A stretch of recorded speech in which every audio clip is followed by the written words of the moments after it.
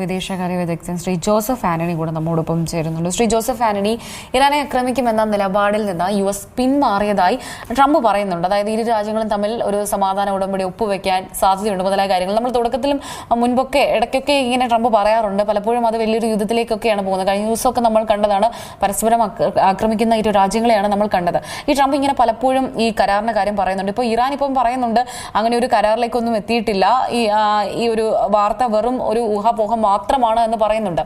എന്നായിരിക്കും, അല്ലെങ്കിൽ ഒരു കൃത്യമായിട്ട് നമുക്കറിയാം പലപ്പോഴും ട്രംപ് ഇങ്ങനെ ഒരുപാട് കാര്യങ്ങൾ പറയുന്നുണ്ട്, അതൊന്നും പക്ഷേ ഒരു അന്തിമമായിട്ട് അല്ലെങ്കിൽ അതൊരു യുദ്ധത്തിന്റെ അവസാനത്തിലേക്കൊന്നും തന്നെ എത്തുന്നില്ല.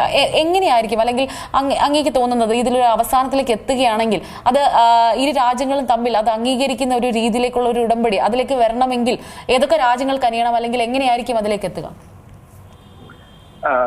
നമ്മൾ ഈ ഇന്റർനാഷണൽ പൊളിറ്റിക്സില് ഒരു തിയറി, മാഡ്മാൻ തിയറി എന്നാണ് അറിയപ്പെടുന്നത്. അത് വിയറ്റ്നാമിലെ യുദ്ധത്തിൽ നിക്സണും ഹെൻറി കിസിഞ്ചറും പ്രയോഗിച്ച ഒരു തിയറിയാണ്. ആ തിയറി മറ്റൊന്നുമല്ല, ഞാൻ എന്തും ചെയ്യും, ഞാൻ അൺപ്രഡിക്റ്റബിൾ ആണ്, ഞാൻ ഇന്ന് അതിശക്തമായി ആക്രമിക്കും, അതിശക്തമായി ബോംബിടും.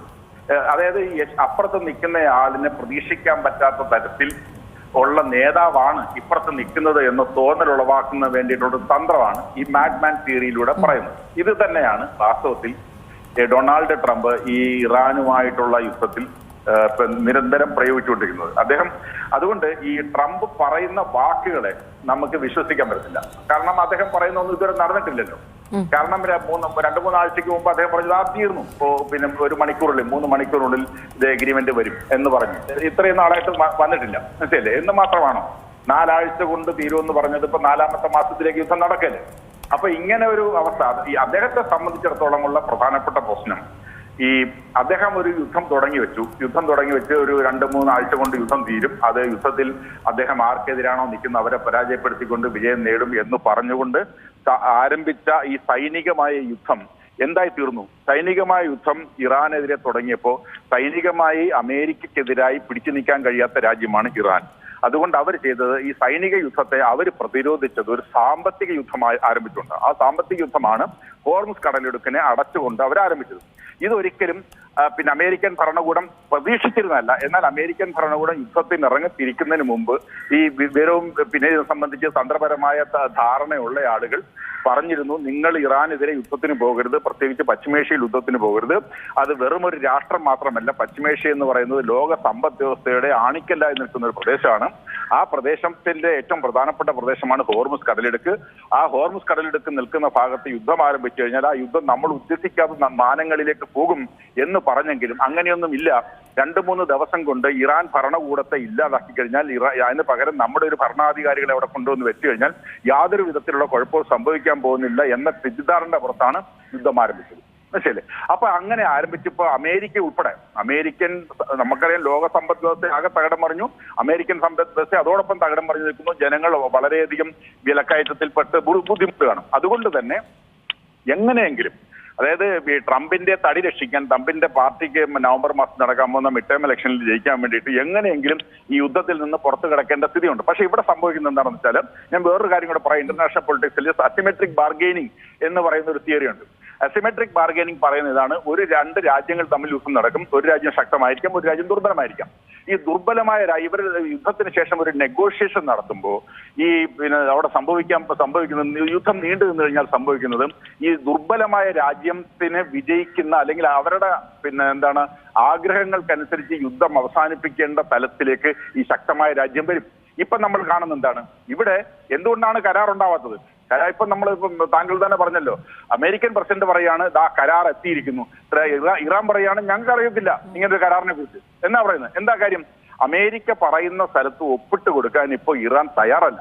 അതാണ് കാര്യം. ഒന്ന് ആലോചിച്ച് നോക്കൂ.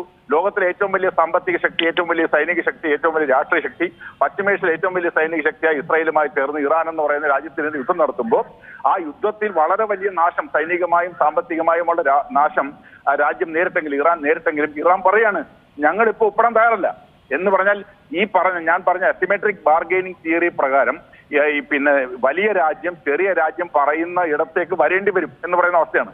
അപ്പൊ അങ്ങനെയാണല്ലോ. കാരണം ഇവര് പറഞ്ഞെന്താണ്? നിങ്ങളുടെ ആണവ പദ്ധതി ഞങ്ങൾ ഇല്ലാതാക്കും, നിങ്ങളുടെ ഭരണകൂടത്തെ ഞങ്ങൾ മാറ്റും, നിങ്ങളുടെ ബാലിസ്റ്റിക് പദ്ധതി ഒഴിവാക്കണം, നിങ്ങളുടെ പിന്നെ എന്താണ് ആക്സസ് ഓഫ് റെസിസ്റ്റൻസ്, ഹെസ്ബുള്ള, പിന്നെ ഹൂതികൾ, ഹമാസ് മുതലായ ആളുകളെ പിന്തുണയ്ക്കുന്നത് നിങ്ങൾ നിർത്തണം. ഇതിനകത്ത് എന്തെങ്കിലും കാര്യത്തിൽ വല്ല ധാരണയുമായോ? ഒരു ധാരണയുമായിട്ടില്ല ഇതുവരെ. നമ്മളിപ്പോ ഈ പുറത്തു വരുന്നതൊക്കെ നോക്കുമ്പോ ഇപ്പൊ ഏറ്റവും ആദ്യം പറയുന്നതാണ് ഹോർമുസ് കടലിടുക്ക് തുറന്നു കൊടുക്കും. ഹോർമുസ് കടലിലേക്ക് ഫെബ്രുവരി 22 മുമ്പ് തുറന്നു കൊടുക്കാറുണ്ടല്ലോ, ഒരു പ്രശ്നമില്ല. ഇപ്പൊ ഞാൻ പറഞ്ഞു വരുന്നത് ഈ പ്രധാനമായും ഒരു യുദ്ധം തുടങ്ങുന്നതിന് വേണ്ടി, അത് നിയമവിരുദ്ധ യുദ്ധമാണ്. കാരണം നമുക്ക് എല്ലാവർക്കും അറിയാം, ഇറാൻ എന്ന് പറയുന്ന രാജ്യം അമേരിക്കയെ സംബന്ധിച്ച് ഒരു വെല്ലുവിളിയാണോ? ഒരു വെല്ലുവിളിയല്ല, ഒരു തരത്തിലും വെല്ലുവിളിയല്ല. അവരെന്തിനാ വന്നത്? ഇസ്രായേൽ എന്ന് പറയുന്ന രാജ്യത്തിന്റെ നിയമവിരുദ്ധ യുദ്ധത്തിന് സഹായിക്കാൻ വേണ്ടിയിട്ടാ. കാരണം ഇസ്രായേലിനെ പോലും ഇറാൻ ആക്രമിച്ചിട്ടില്ല. ഒരു രാജ്യം മറ്റൊരു രാജ്യത്തെ ആക്രമിക്കും എന്നുള്ള സാഹചര്യം പോലും ഇല്ലാതിരിക്കെ ആ രാജ്യത്തിനെതിരെ നടത്തുന്ന ഈ യുദ്ധം നിയമവിരുദ്ധ യുദ്ധമാണ്. ആ ഇസ്രായേലിന്റെ നിയമവിരുദ്ധ യുദ്ധത്തെ സഹായിക്കാനായിട്ടാണ് അമേരിക്ക വന്നത്. അല്ല, അമേരിക്കക്കെതിരായി അമേരിക്ക ഒരു ത്രെട്ടാണോ ഇറാൻ? അല്ല, ഒരു കാരണവശാലും അല്ല. അപ്പൊ അങ്ങനെയുള്ള ഒരു നിയമവിരുദ്ധമായ യുദ്ധം പശ്ചിമേഷ്യയിൽ ആരംഭിക്കുകയും ലോകത്തെ ഇതിന്റെ ഇമ്പാക്റ്റിൽ അനുഭവിക്കാത്ത ലോകത്താറുണ്ട്. എത്ര പേരുടെ തൊഴിൽ നഷ്ടപ്പെട്ടു, എത്ര പേരുടെ ജീവിതമാർഗം നഷ്ടപ്പെട്ടു, എത്ര പേര് കൂടുതൽ സമ്പത്ത് മറ്റുള്ള കാര്യങ്ങൾക്ക് വേണ്ടി ഉപയോഗിക്കേണ്ടി വരുന്നു. അങ്ങനെ അത്തരമൊരു അവസ്ഥയിലേക്ക് ലോകത്തെ നയിച്ച അതായത് സ്റ്റീഫൻ ബോൾട്ട് എന്ന് പറയുന്ന ആൾ പറഞ്ഞിട്ടുണ്ട്, അമേരിക്ക ഒരു തെമ്മാടി രാഷ്ട്രമാണെന്ന് അമേരിക്കയിലെ തന്നെ ഒരു പ്രധാനപ്പെട്ട സർവകലാശാലയിലെ ഇന്റർനാഷണൽ റിലേഷൻസിന്റെ എക്സ്പെർട്ട് ആയിട്ടുള്ള സ്റ്റീഫൻ ബോൾട്ട് പറയാണ് America is A rock state. അപ്പൊ ലോകത്തിലെ ഒരു തെമ്മാടി രാഷ്ട്രമായി മാറി ലോക സമാധാനത്തെ തകർത്തുകൊണ്ട് ലോക ജനതയെ പ്രതിസന്ധിയിലാക്കിക്കൊണ്ട് അമേരിക്കൻ ജനത ഉൾപ്പെടെ നമ്മൾ കണ്ടല്ലോ. ഇപ്പൊ നമ്മുടെ സോഷ്യൽ മീഡിയയിൽ വളരെയധികം പിന്നെ പ്രചരിക്കുന്ന ഒരു വാക്കുണ്ട്. അദ്ദേഹം ഈ വാക്കല്ല, ഒരു പ്രസംഗം പിന്നെ ഡൊണാൾഡ് ട്രംപ് തെരഞ്ഞെടുപ്പിന് മുമ്പ് ഈ തെരഞ്ഞെടുപ്പ് സമയത്ത് അദ്ദേഹം പറഞ്ഞുകൊണ്ടിരുന്നത് എന്താ, ഇവിടെ അതിശക്തമാണ് ഇൻഫ്ലേഷൻ ഞാൻ കുറയ്ക്കും, ജനങ്ങളുടെ ജീവിതം ഞാൻ ഉറപ്പാക്കും, സമാധാനപൂർണ്ണമാക്കും എന്ന് പറയുന്ന ഒരു പ്രസംഗമുണ്ട്. അന്ന് പിന്നെ എന്താണ് ഈ കോവിഡിന്റെ ഫലമായിട്ട് ഒരു 3% ഇൻഫ്ലേഷൻ വർദ്ധിച്ചതിനെയാണ് അദ്ദേഹം വിമർശിച്ചത്. ഇന്നിപ്പോ 4.2% അമേരിക്കയിലെ ഇൻഫ്ലേഷൻ, 4.2%. എന്നിട്ട് ഇന്നിപ്പോ അങ്ങനെ ചോദിച്ചപ്പോ എന്താ പറയുന്നത്, ഈ ട്രംപ് പറയുന്നത് അറിയുമോ? പിന്നെ ഐ ലവ് ഇൻഫ്ലേഷൻ എന്നാ പറഞ്ഞത്. മനസ്സിലല്ലേ? ഇൻഫ്ലേഷൻ ഏറ്റവും ശക്തമായ ഭാഷയിൽ വിമർശിക്കുകയും 3.4% ഇൻഫ്ലേഷൻ ഉണ്ടായിരുന്നപ്പോ ഈ ബൈഡൻ എന്ന് പറയുന്ന ഭരണാധികാരിക്ക് ഒരു കഴിവില്ല എന്ന് പറഞ്ഞ് വിമർശിക്കുകയും ഞാനിതെല്ലാം താഴെ കൊണ്ടുവരികയും ചെയ്യുമെന്ന് പറഞ്ഞ ആള് ഇപ്പൊ 4.2 ഇൻഫ്ലേഷനിൽ എത്തി നിൽക്കുകയാണ്. അപ്പൊ അങ്ങനെ അമേരിക്കൻ ജനതയുടെ ജീവിതത്തെ എല്ലാ തരത്തിലും സമാധാനം ഇല്ലാതാക്കി അവരുടെ ഗ്യാസോലിന്റെ വില ഇരട്ടിയിലേറെ ആയി വർദ്ധിപ്പിച്ചു, ജീവിത നിലവാരം നിത്യോപയോഗ സാധനങ്ങൾക്ക് വില വർദ്ധിപ്പിച്ചു, ലോക സമാധാനം നശിപ്പിച്ചു. ഇങ്ങനെയുള്ള ഒരാള് പിന്നെ പറയുന്നത് നമുക്ക് വിശ്വസിക്കാൻ കഴിയത്തില്ല. അദ്ദേഹത്തിന്റെ തടി രക്ഷിക്കാൻ വേണ്ടിയിട്ട് പിന്നെ നടത്തുന്നത്. ഇതിന്റെ ഒരു പ്രധാനപ്പെട്ട കാര്യം എന്താണെന്ന് വെച്ചാൽ, ഇങ്ങനെയുള്ള നേതാക്കന്മാർ ഇപ്പൊ നമുക്ക് എല്ലാവർക്കും അറിയാം, ഡൊണാൾഡ് ട്രംപ് ഒരു രാഷ്ട്രീയക്കാരനല്ല, ഡൊണാൾഡ് ട്രംപ് ഒരു വ്യാപാരിയാണ്. ഈ വ്യാപാരി രാഷ്ട്രീയക്കാരനാകുമ്പോൾ വാസ്തവത്തിൽ സംഭവിക്കേണ്ടത് അദ്ദേഹം രാഷ്ട്രീയക്കാരൻ കൂടിയാകണം. അദ്ദേഹം രാഷ്ട്രീയക്കാരനായി മാറിയിട്ടില്ല. അദ്ദേഹത്തിന് ഭീഷണിയുടെ ഭാഷ അറിയുള്ളൂ. ഈ വ്യാപാരങ്ങളിൽ ഏർപ്പെടുമ്പോൾ ഈ വ്യത്യസ്തങ്ങളായിട്ടുള്ള ആൾക്കാരുമായിട്ട് വ്യാപാരങ്ങളിൽ ഏർപ്പെടും. ആ വ്യാപാരത്തിൽ ഏർപ്പെടുന്ന ആളെ പിന്നെ അദ്ദേഹം കാണണമെന്നൊന്നുമില്ല. അതേസമയം രാജ്യവുമായിട്ട് ബന്ധപ്പെട്ട ഈ എഗ്രിമെന്റിലും ചർച്ചകളിൽ ഏർപ്പെടുമ്പോൾ നമുക്ക് ഈ വ്യാപാരിയുടെ മാനസികാവസ്ഥ എടുക്കാൻ പറ്റില്ല. നമ്മൾ നാളെയും കാണുക ഈ ഓരോ രാജ്യങ്ങളും ഒരു റിയാലിറ്റിയാ, അവരെങ്ങും ഓടിപ്പോകുന്നില്ല, അവിടെ തന്നെയുണ്ട്, നമ്മുടെ അയൽവക്കത്ത് തന്നെയുണ്ട്. അപ്പൊ അങ്ങനെയുള്ളൊരു കാഴ്ചപ്പാടിൽ, അതായത് ഒരു രാഷ്ട്രമാണ്, ഇതൊരു റിയാലിറ്റിയാണ്, നമ്മൾ നാളെയും കാണേണ്ടവരാണ് എന്ന ഒരു ചേഞ്ച് ഓഫ് ഗോഡിലേക്ക്, അതായത് ഈ വ്യാപാരിയിൽ നിന്നും രാഷ്ട്രീയക്കാരനിലേക്കുള്ള മാറ്റം ഈ ട്രംപിന് ഉണ്ടായിട്ടില്ല എന്നുള്ളതാണ് ലോകത്തിന്റെ ഏറ്റവും വലിയ ദുരന്തം. അതിനുള്ള പ്രധാനപ്പെട്ട ഉദാഹരണം പറയാം. ഇപ്പൊ ചർച്ച നടക്കുന്നുണ്ടല്ലോ, ഈ ഇറാനും അമേരിക്കയും തമ്മിൽ സമാധാനത്തിന് വേണ്ടിയിട്ടുള്ള ചർച്ച നടക്കും. ഈ ചർച്ചയിൽ അമേരിക്ക നയിക്കുന്നവരാ? ഈ ചർച്ചയിൽ അമേരിക്ക നയിക്കുന്നത് അദ്ദേഹത്തിന്റെ മരുമകൻ, പിന്നെ റിയൽ എസ്റ്റേറ്റ് മുതലാളിയുമായിട്ടുള്ള യാരദ് കുഷ്ണറും വേറൊരു റിയൽ എസ്റ്റേറ്റ് വ്യാപാരിയായിട്ടുള്ള മുതലാളിയായിട്ടുള്ള സ്റ്റീവ് വിറ്റ്കോഫുമാണ്. ഇവർക്ക് ഡിപ്ലോമസിയുമായിട്ട് വല്ല ബന്ധമുണ്ടോ? ഒരു ബന്ധവുമില്ല. പക്ഷെ അവര് പിന്നെ ഈ ചർച്ചയിൽ പങ്കെടുത്തുകൊണ്ടിരിക്കുക. എന്താ കാര്യം? അതായത് നമുക്കറിയാം, 2015 ഇറാൻ ആണവ കരാർ ഒപ്പിട്ടതിൽ നേതൃത്വം കൊടുത്ത ജോൺ കെറി എന്ന് പറയുന്ന വളരെയധികം പരിചയസമ്പന്നനായ ഡിപ്ലോമാറ്റും വെൻഡി ഷെർമാൻ എന്നൊക്കെ പറഞ്ഞുള്ള ഡിപ്ലോമാറ്റുകളുമാണ്. ഈ പരിണതപ്രജ്ഞരായ ഡിപ്ലോമാറ്റുകളാ. ഇവിടെയോ ഈ ചർച്ചകൾക്ക് നേതൃത്വം വ്യാപാരികൾ. എന്തുകൊണ്ടാണ്? ഇദ്ദേഹം വ്യാപാരിയാണ്, ഇദ്ദേഹത്തിന്റെ രാഷ്ട്രീയ ഭാഷ ഡിപ്ലോമസി മനസ്സിലാവത്തില്ല. അപ്പൊ അതുകൊണ്ട് ഇദ്ദേഹത്തിന് ഇങ്ങനെയുള്ള ആളുകളെ വിടുമ്പോൾ സ്വാഭാവികമായിട്ടും ഈ ചർച്ചകളിൽ ഉന്നയിക്കപ്പെടേണ്ടതും പരിഹരിക്കപ്പെടേണ്ടതുമായിട്ടുള്ള സുപ്രധാനങ്ങളായിട്ടുള്ള വിഷയങ്ങളിൽ പരിഹാരം കാണാൻ അവർക്ക് കഴിയില്ല, കാരണം അവർക്ക് പരിശീലനമില്ല. അപ്പൊ ഇങ്ങനെയുള്ള വളരെ അപകടകരമായ ഒരു രാഷ്ട്രീയ സാഹചര്യമാണ് നമ്മളിപ്പോൾ നേരിടുന്നത്. അതുകൊണ്ട് നമുക്ക് പറയാൻ പറ്റില്ല, ഇത് കരാറായി കഴിയുമ്പോൾ മാത്രമേ നമുക്കൊരു കരാറായി എന്ന് പറയാൻ കഴിയത്തുള്ളൂ. അങ്ങനെ ഒരു അവസ്ഥയിലേക്കാണ് നമ്മൾ എത്തി നിൽക്കുന്നത്. അതേപോലെ തന്നെ ശരിക്കും ഈ ഒരു യുദ്ധം അവസാനിക്കണം, അല്ലെങ്കിൽ അതിൽ ഏറ്റവും കൂടുതൽ ആവശ്യം ഇപ്പോൾ ഉള്ളതും ട്രംപിന് തന്നെയാണ്. അല്ല, അത് തീർച്ചയായിട്ടും. കാരണം എന്താണെന്ന് വെച്ചാൽ നമുക്ക് എല്ലാവർക്കും അറിയാമല്ലോ, നവംബർ മാസം മിഡ് ടേം ഇലക്ഷൻ നടക്കാൻ പോകും. നവംബർ മാസം 1 എന്ന് പറയുന്നത് ജനങ്ങൾ ഈ നമ്മുടെ അമേരിക്കയിൽ നിരന്തരം ഈ ഒപ്പീനിയൻ പോൾസ് നടക്കുന്ന സ്ഥലമാണ്. അമേരിക്കൻ പ്രസിഡന്റുമാരുടെ ഈ അടുത്ത കാലത്തുള്ള ചരിത്രത്തിൽ ഏറ്റവും അധികം പൊതുജനങ്ങളുടെ അംഗീകാരം ഇല്ലാതായ ജനങ്ങൾ ഒരു 70% ആളുകൾ ഈ യുദ്ധത്തെ അനുകൂലിക്കുന്നില്ല എന്ന് മാത്രമല്ല, ഈ സാമ്പത്തിക കാര്യങ്ങളിൽ ഇദ്ദേഹം ഒരു പരാജയമാണെന്ന് 80% അമേരിക്കക്കാർ പറഞ്ഞിരിക്കുന്നു. എന്ന് പറഞ്ഞാൽ ജനങ്ങളുടെ ഇടയിൽ ഇദ്ദേഹത്തിനുള്ള വിശ്വാസം പൂർണ്ണമായും നഷ്ടപ്പെട്ടിരിക്കുന്നു.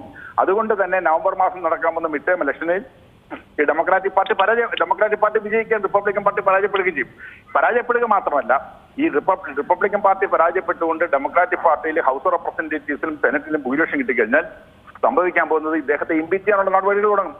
അമേരിക്കൻ പ്രസിഡന്റ് ആയിട്ടുള്ള ഈ ട്രംപിനെ ഇംപീച്ച് ചെയ്യാനുള്ള നടപടി തുടങ്ങും. അപ്പൊ അത് വരുമ്പോൾ നമ്മൾ കാണുന്നത് ഈ വരാൻ പോകുന്ന രാഷ്ട്രീയക്കാർ, ഈ തെരഞ്ഞെടുപ്പിൽ നിൽക്കാൻ പോകുന്ന രാഷ്ട്രീയക്കാരെല്ലാം ഇദ്ദേഹത്തിന് മുകളിൽ സമ്മർദ്ദം ചെലുത്തിക്കൊണ്ടിരിക്കുകയാണ്. എന്നാൽ ഇദ്ദേഹത്തിന് ഇതിനെ കരാറിലേക്ക് പോകരുത് എന്ന് പറയുന്നത് ഈ അവിടുത്തെ കുറച്ച് സമ്പന്ന വിഭാഗം, ഇസ്രായേൽ ലോബി എന്നൊക്കെ നമ്മൾ പറയും. ഇസ്രായേൽ ലോബി, ലിൻസി ഗ്രഹാമിനെ പോലെയുള്ള സെനറ്റർമാരും ഇങ്ങനെയുള്ള ആളുകളാണ് വാസ്തവത്തിൽ ഈ യുദ്ധം മാറരുത്, അവസാനിക്കരുത്, അല്ലെങ്കിൽ നിങ്ങൾ പറയുന്ന സ്ഥലത്ത് അവർ വന്ന് നിൽക്കുമ്പോൾ മാത്രം അവസാനിപ്പിച്ചാൽ മതി എന്ന് പറയുന്നു. അപ്പൊ ഇത് ഇങ്ങനെയുള്ള 2 ഇൻട്രസ്റ്റുകളുടെ ഇടയ്ക്ക് കിടന്ന് കഷ്ടപ്പെടുകയാണ് അദ്ദേഹം.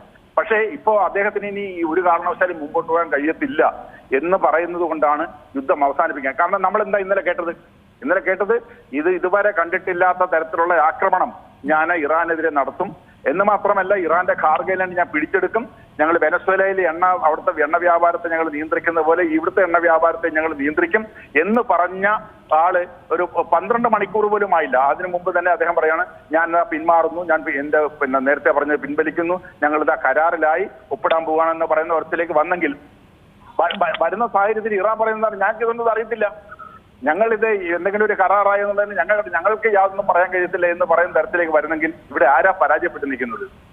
യുദ്ധം തുടങ്ങിയ ആള് തന്നെയല്ലേ. അപ്പൊ അങ്ങനെ ഒരു അവസ്ഥ, അതായത് നമ്മളെ മലയാളികൾ ഉൾപ്പെടെ ലോകത്തിലെ മുഴുവൻ ജനങ്ങളെയും പ്രതിസന്ധിയിലേക്ക്, സാമ്പത്തിക പ്രതിസന്ധിയിലേക്കും തൊഴിലില്ലായ്മയിലേക്കും ബുദ്ധിമുട്ടിലേക്കും കടത്തിവിട്ട ഇസ്രായേലും അമേരിക്കയും ആരംഭിച്ച നിയമവിരുദ്ധ യുദ്ധമാണ് ഇതിന്റെ എല്ലാം കാരണം. ഏറ്റവും പുതിയ വാർത്തകളും വിശേഷങ്ങളും വിരൽ തുമ്പിലറിയാൻ സീ മലയാളം ന്യൂസ് എല്ലാ ഡിജിറ്റൽ പ്ലാറ്റ്ഫോമുകളിലും ലഭ്യം.